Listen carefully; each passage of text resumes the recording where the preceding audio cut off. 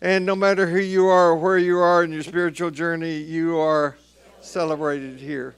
So let's, as we do, begin in silence. Just take a deep breath or two. Close your eyes if that's helpful.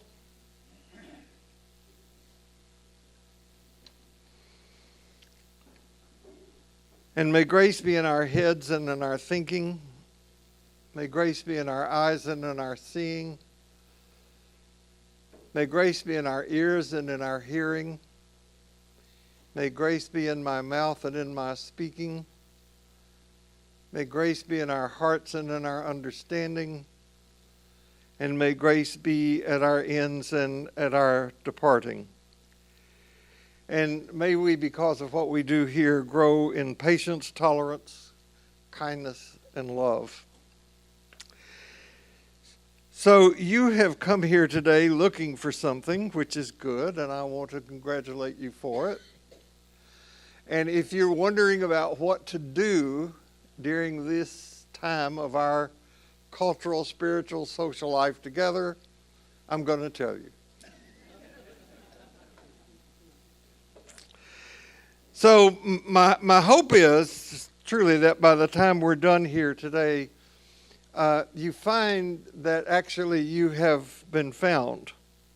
And if you are one of those who want something to hold on to, and who among us in these dark and anxiety about the future times isn't, I hope you hold on to the fact that you're held.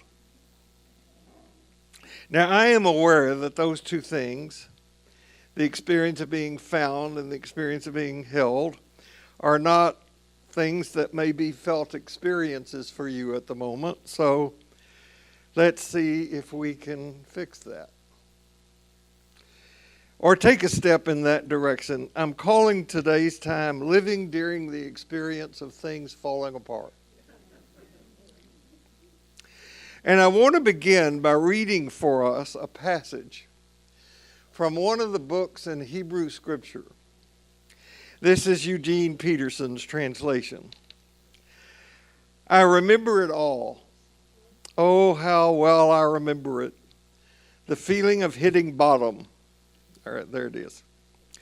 But there's one other thing I remember, and remembering I keep a grip on hope. God's loyal love couldn't have run out. His merciful love couldn't have dried up. They're created new every morning. How great is your faithfulness. Great hymn written on that passage. So for 2 weeks now, the week before the election and last week, the week after, I have attempted to offer teachings that dealt 2 weeks ago with our anxiety about what was happening, and last week something about hope and empowerment. And now we have got to prepare our hearts and minds and bodies for living in the days and weeks and months and years ahead.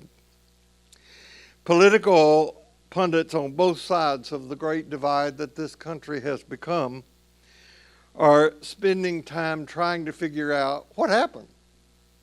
Because frankly, neither side expected the outcome that they got.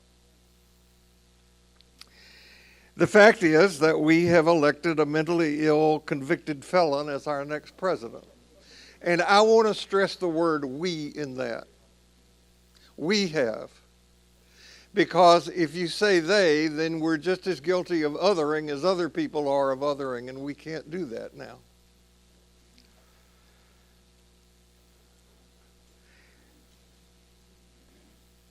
There are people who are morose and sullen about the outcome of the election. There are people who are excited out of their minds about the outcome of the election. And both of those we have to hold in our hands. So the sentences that you see here from the Hebrew Scripture come from a happily named book called Lamentations. Lamentations is an apt word to use for our time. Lamentable things got us here, and many people are going to be lamenting things in the days ahead. So some 600 years before the birth of Jesus, Jerusalem was overrun by Babylonians. Jews those who were not killed, were taken captive. And even more significantly for them, the temple was destroyed.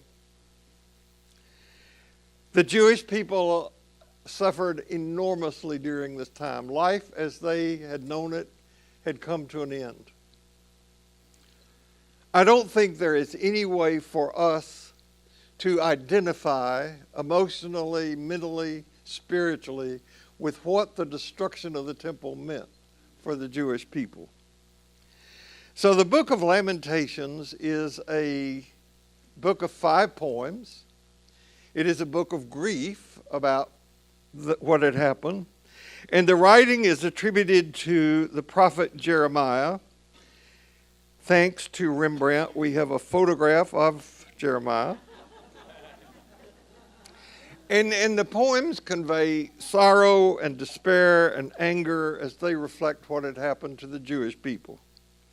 The poems are about their suffering, about the desolation of the experience that they had had, and the poems are also about themes of hope and repentance and faith, and affirming, as the translation that you might be more familiar with, God's mercies are fresh every morning. Which sounds great, except if you're like me, I don't like anything new in the morning. I like my regular routine. So if I had to summarize the book of Lamentations in one sentence, it would be the importance of turning to God during times of distress. Now, Jesus would have been well acquainted with this writing. We know that because he quotes from some aspects of it and from the Psalms. By the time of Jesus, the temple had been rebuilt. And the temple was so central to the life of the Jewish people. So if you read the Jesus narratives, you will see how important Jerusalem was, how important worship at the temple was in the time of Jesus. He was presented there for his circumcision. He went there as a boy of 12 with his parents, only to be separated from them. In his book on the Jesus of history, which is called Rabbi Jesus scholar Bruce Chilton.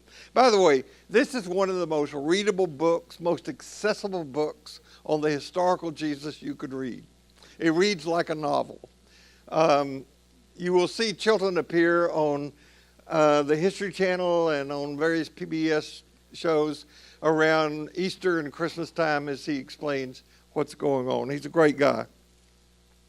And he will tell you that that story about the temple, though a parable, is historically probably the time when Jesus, 12, 13, actually separated from his parents. It was the custom at that time for young boys to leave their homes at that time and go do a trade. And Chilton hypothesizes that Jesus left his parents and went and became a disciple of John the Baptist. And that's where Jesus was until we see him at his baptism. Now, the reason Jesus didn't go into the temple was because of the nature of his birth. He was not considered fully Jewish. And over his lifetime of ministry, he was not a fan of the temple. He was not a big temple worship fan. If you read the teaching of Jesus in the Gospel of Thomas, or the earliest narrative we have in the life of Jesus, you will not find Jesus promising his listeners that they would have a life that would be a bed of roses. He taught quite the contrary. Life would be straight, hard. And if you were here last week, you are aware that according to Mark, Jesus ends his life hanging on the cross with a cry of, my God, why have you forsaken me?" Now, to be sure, Jesus offered words of profound comfort to people. As a matter of fact, his inclusive compassion was so central to his being that that's what got him executed. What was at the heart of the tradition he inherited was love God and love your neighbor. And his effort to redefine that is what cost him his life. And the Hebrew prophets didn't fare much better. So what is in this passage from the aptly named writing called Lamentation is the faith that despite life's difficulties, and life is difficult, we have not been abandoned or forsaken. We're never promised life will not be difficult. We are not promised that we will not suffer. And we are certainly not promised that things will turn out like we want them to. Now, though we may not like it, most of us can move into the territory of accepting that we are not in control. We can have some influence over some things and people, but ultimately we are not in control. And I would suggest that one major doorway through and into the ongoing experience of grace is the relinquishment of control.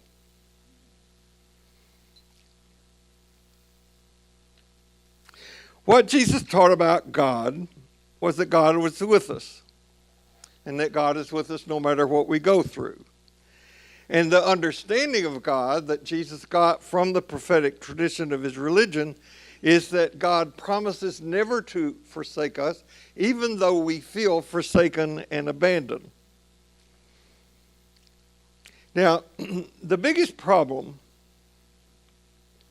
that people have when they realize or come to accept that there is no theistic big white bearded guy in the sky who is directing everything, that's the cosmic bellhop concept of God. They have trouble with that. But I personally believe that there is a much more robust and useful understanding of what we mean whenever we use that word G-O-D. You know, if you believe that God is in total control of everything, we've got to deal with some really tough issues.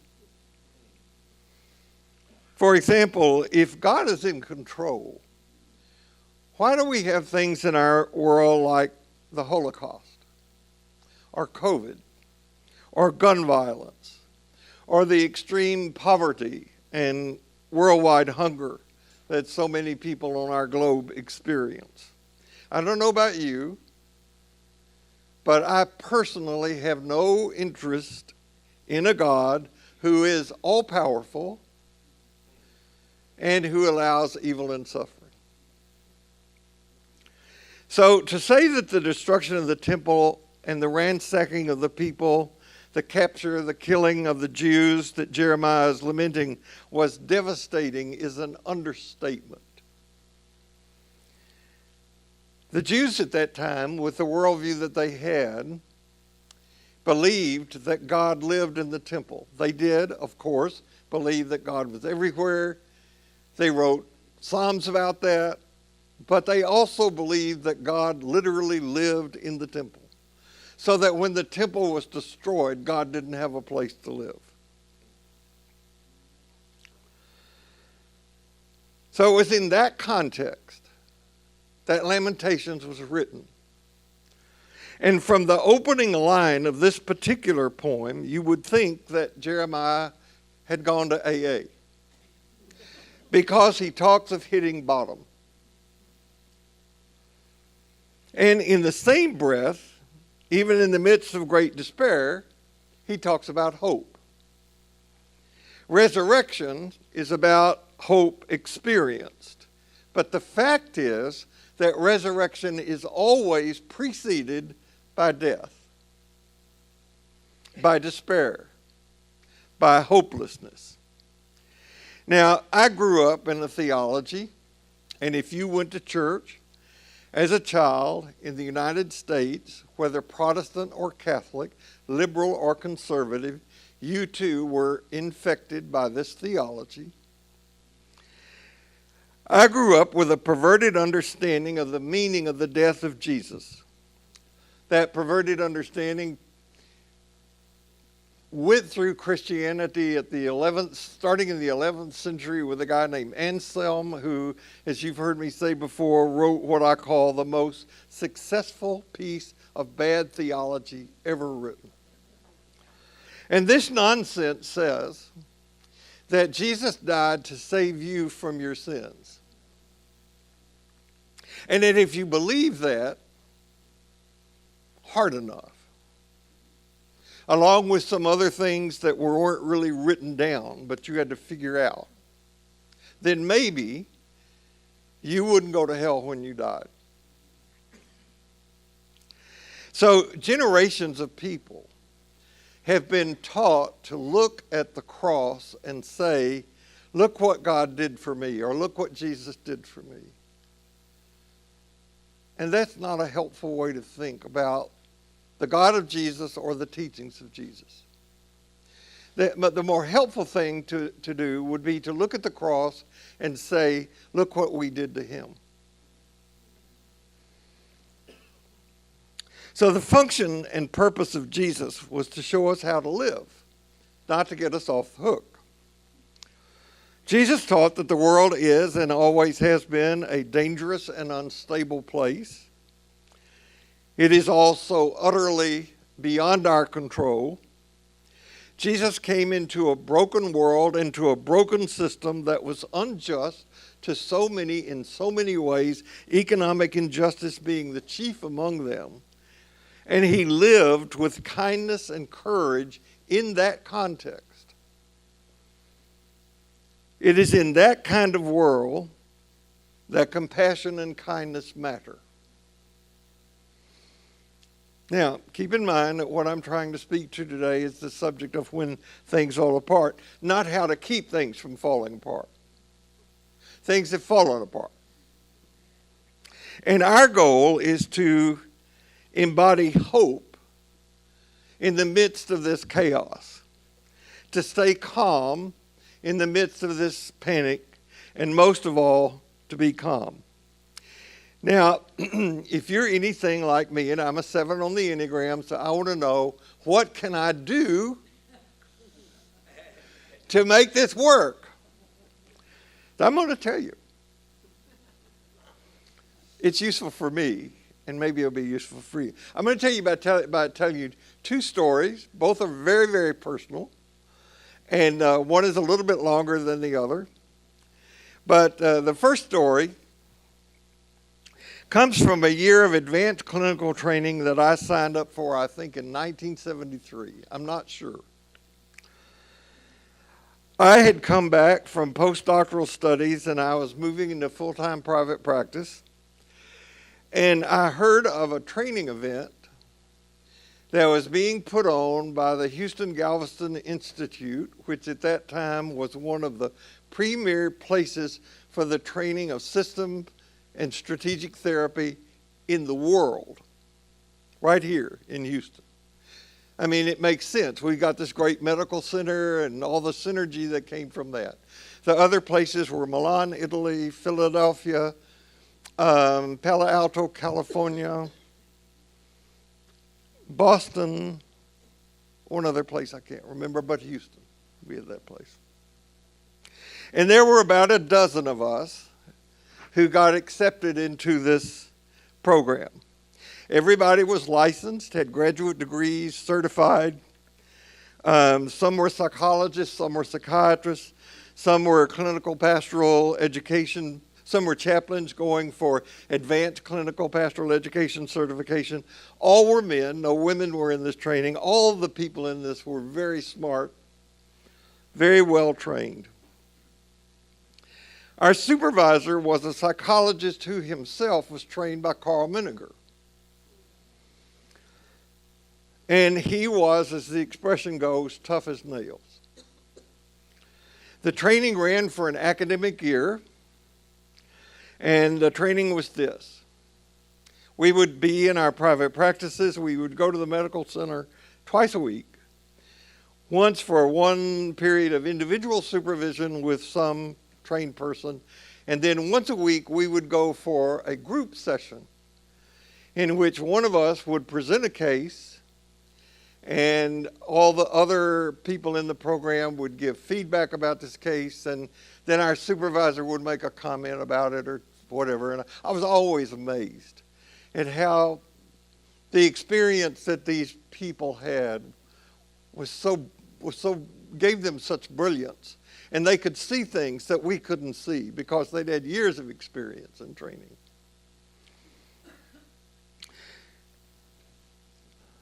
This time was open to anybody in the medical center who wanted to come. Mostly that consisted of psychiatrists and psychologists who were already working in the med center. It was convenient to their schedule.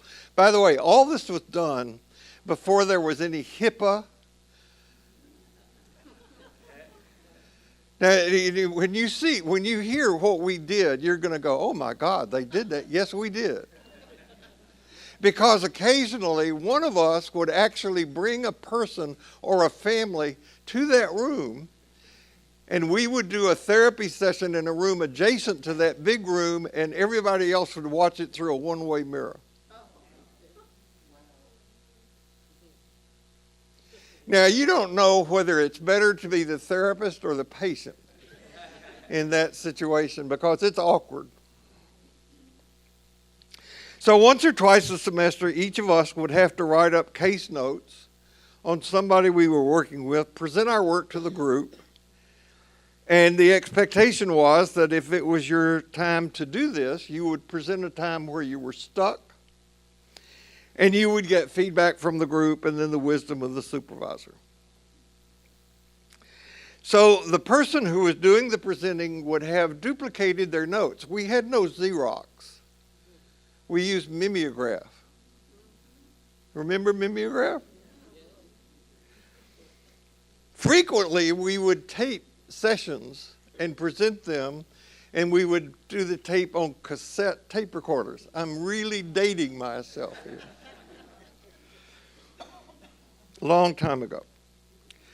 So the event I'm wanting to describe was the day when a psychologist presented a situation he'd been working on and felt stuck. I want to add here that I really loved this supervisor. I really did love him. And he was, I can't say that word in church. You fill in the blank. He was tough. And he was some reason he was going through a period where time boundaries meant the world for him. So we began our session at 10 o'clock and quit at 11:30. At 9:59, he would walk in, assume his chair, and no matter what was happening at 11:30 or whenever, he'd get up and walk out. Okay. No negotiation. So on this particular day, he came in, he assumed his seat, he asked the psychologist who was presenting to proceed, and the psychologist did. He told, I believe, about a situation he was working with, a family he was working with, mother, father, and 3 children, where there was a lot of chaos. And he told of the various things that he had done to try to assist this family in getting unstuck. And as he was just getting going in his presentation, the supervisor stopped him and said, "What would you like from me about this?" The psychologist amplified on the fact that he'd been working with his family for 5 or 6 sessions. He felt really stuck. And he said, "I want you to tell me what to do." And the supervisor said, "Okay, go over in the corner and stand on your head." Oh, we laughed, just like some of you did. But the supervisor just sat there.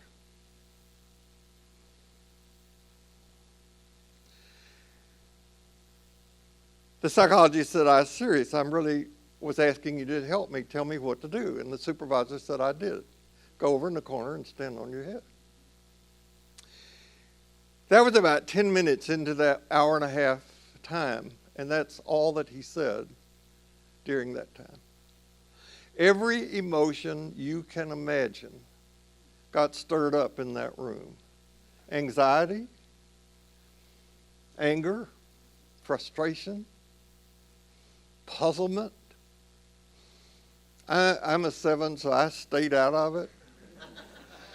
I don't like conflict, and I want everybody to get along, and it was not happening in that room. One guy, a psychiatrist, who was going for this training, I thought, because these two people were professional peers, I thought he was going to get up and punch the supervisor out. He was so angry. I mean, he went on a tirade of how much money we'd paid for this training, and this guy's asking for your help, and you're being just not doing it. But that's all he said.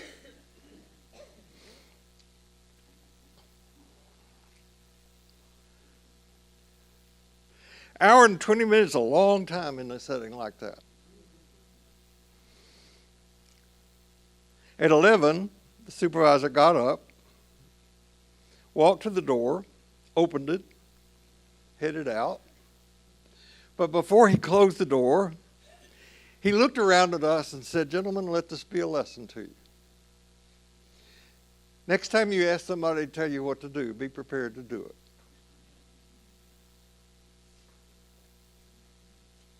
How's your daily spiritual practice going?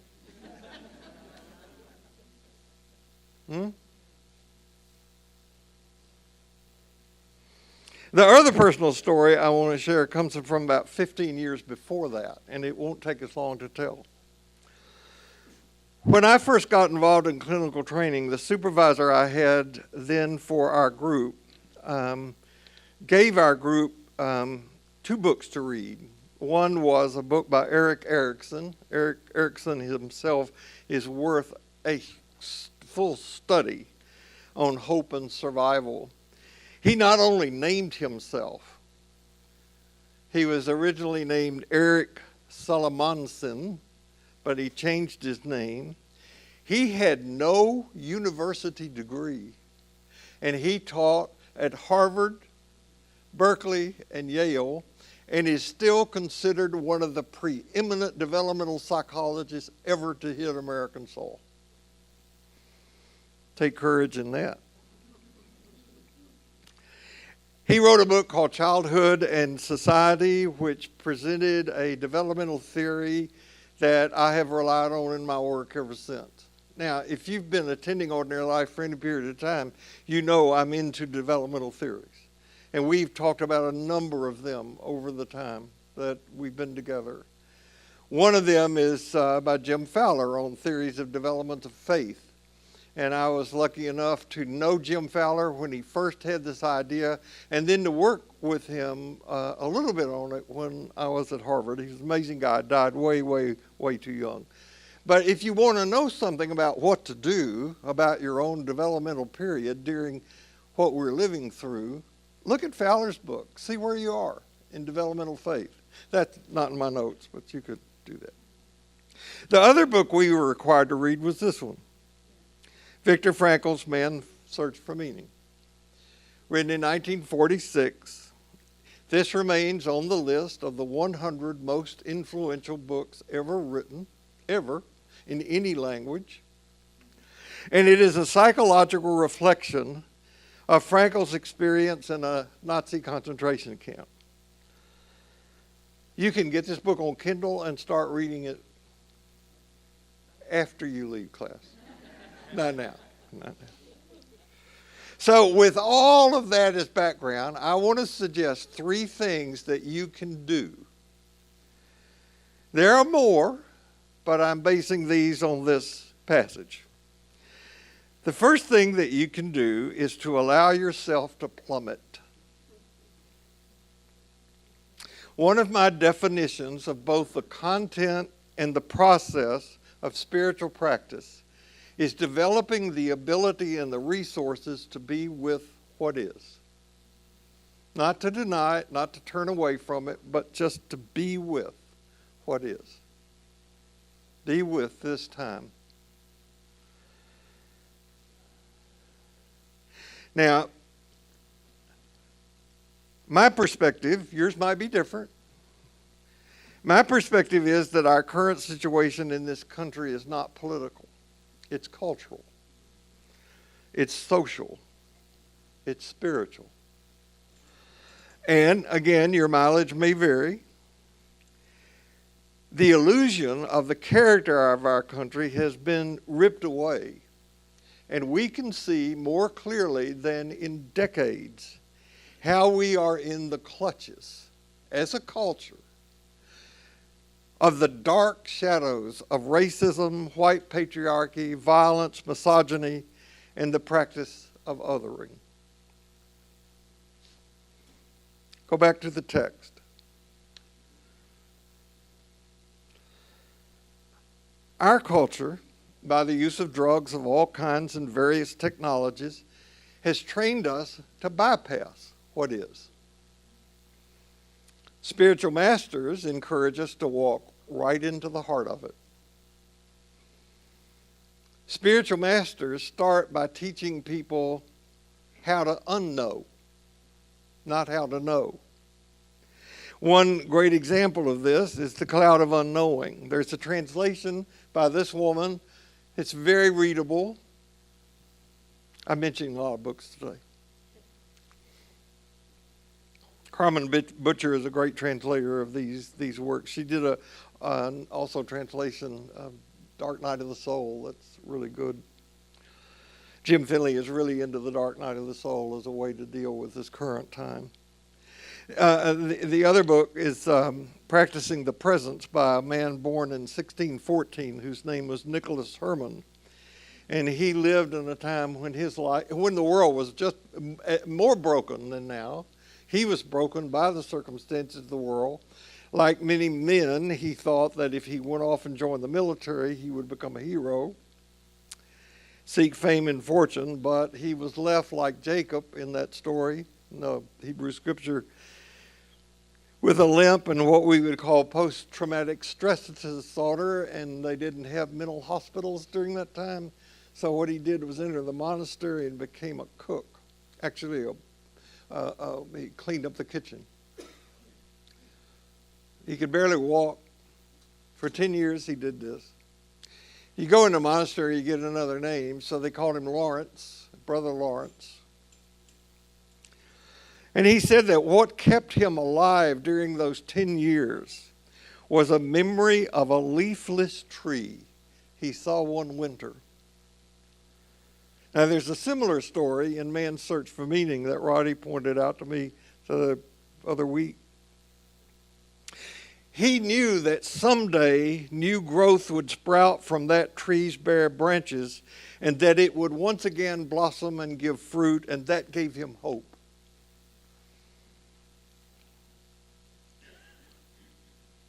He wrote this, one of the great classics in Christian mystical literature. And again, because thanks to Butcher, the translation is very accessible. Practicing the Presence.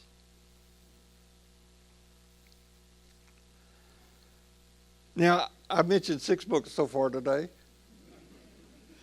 If you had to pick one to read, it would be Man's Search for Meaning. If you haven't read it, if you have read it, you might want to reread it.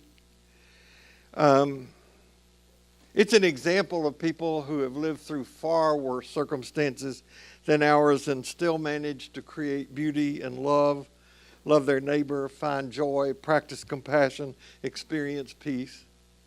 But they didn't do it by denying reality. So allow yourself to plummet. And if it stands true that Robert Kennedy Jr. is confirmed to run the Department of Health and Human Services, and Matt Gaetz will be our Attorney General, we are indeed in for a bumpy ride. Another thing to do when life tumbles in is to practice gratitude. You've heard it before, whether you actually do it or not. It's like having a daily spiritual practice. The teacher can advise, but keep a gratitude log. I keep 3 various journals, and I do mine now electronically, but there are dear friends of mine who are really committed to paper, whatever your media, just do it. Every day, I suggest during your morning practice, you write down at least 3 things that happened yesterday for which you are grateful. Every day. They don't have to be big. I'm grateful for another day. I'm grateful for the beautiful weather we've been having. I'm grateful for classical music, especially Ode to Joy. I'm grateful for hot coffee in the morning. I'm grateful for you for getting to do this. I'm grateful for another day. And the third thing that I would suggest to do when things fall apart is to stay sober and realistic. Our culture encourages addictions of all kinds. And this is not intended to create any kind of guilt or shame or anything, but I imagine there's a large percentage of people in this room, certainly in this city, who at some point during the day say, man, I need a drink. And we satisfy that. Jim Hollis, who's the union analyst who used to live here but now moved up to Virginia, says that everybody's addicted. We all have our addictions. Now, if I make practicing gratitude and staying realistic sound easy, they're not. It takes effort. There's a dance that we do when these 3 things. And sometimes we can move through them in seconds. From hitting bottom to practicing gratitude to being realistic and hope, all of that. But my faith and my experience, actually, is that when we say yes to what is, our ability to be at peace deepens, and our capacity for joy expands. By the way, you don't have to be religious to do any of this. You don't have to ascribe some God to this. My hunch is that if you do these things, and these are only 3 of a multitude of things that we could do, my hunch is that your experiential belief in grace will grow.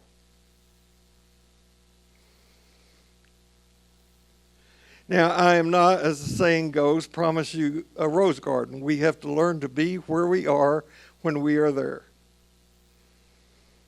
And sometimes where we are is a place of pain and sadness and fear and anger. Here's the way Richard Rohr puts it. God in us is a riverbed of mercy that underlies all the flotsam and jetsam that flows over it and soon passes away. Vast, silent, restful, and resourceful. It receives and also releases all these comings and goings. It is awareness itself.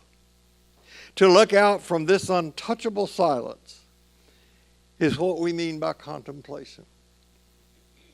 Which brings me back to the passage from Lamentation. I remember it all. Oh, how well I remember the feeling of hitting bottom. But there's one other thing I remember, and remembering I keep a grip on hope. God's loyal love couldn't have run out. His merciful love couldn't have dried up. They're created new every morning. How great is your faithfulness. Now, don't misunderstand. Becoming aware of the sacred stream that flows in us and around us, in which we are, doesn't rescue us from difficulties, being human. But rather, when we embrace living in the sacred stream and are embraced by it, our capacity to be present to all of life expands. And our ability just to be with what is expands, And our heightened experience, we know that we are not drowned by the experience of things falling apart. Now, I didn't list this as one of the three things, but one of the most effective things that you can do for dealing with this time that we're living through is get unplugged from your devices. I have a graphic image for you. Doing your daily spiritual practice is like brushing your teeth. If you don't do it, you're going to have spiritual halitosis. It's very unpleasant for the people around you.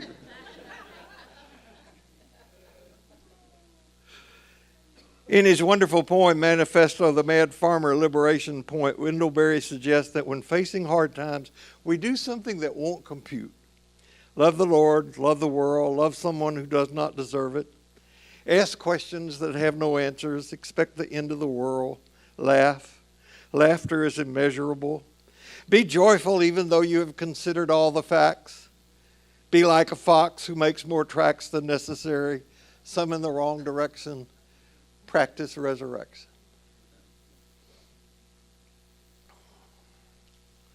A few weeks passed,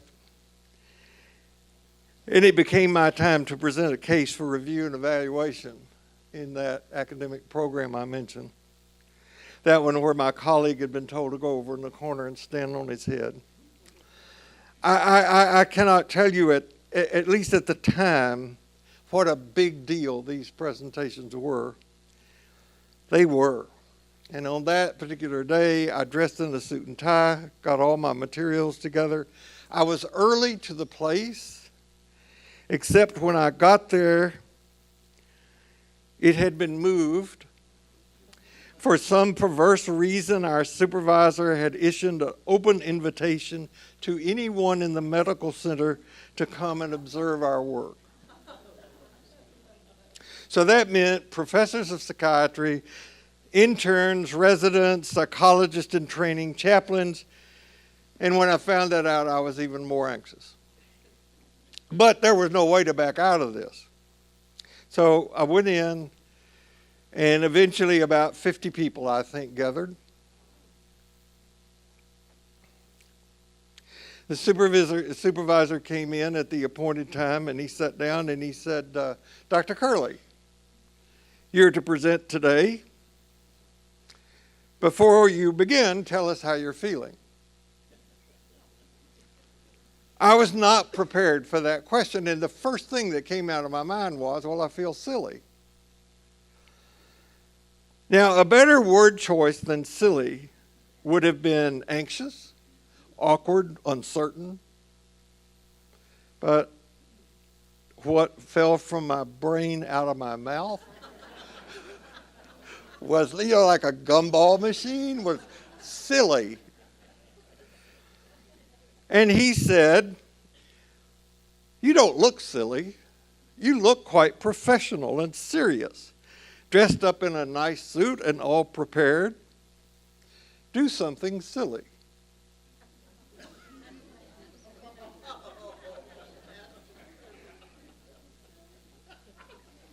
Now, I knew there was no way in hell I was just going to sit there. I had seen what had happened to my friend. By the way, I've always wondered what would have happened if he had actually gone over and done that.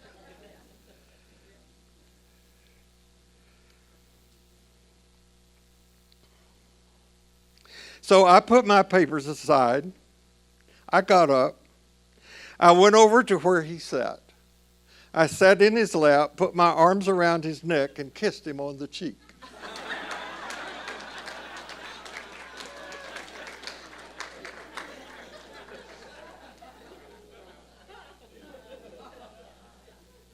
He loved it. So, friends, when things fall apart, do something that won't compute. Be joyful even though you have considered all the facts. Laugh. Laughter is immeasurable, but most of all, practice resurrection. No matter where you go this week, no matter what happens, See you here next week.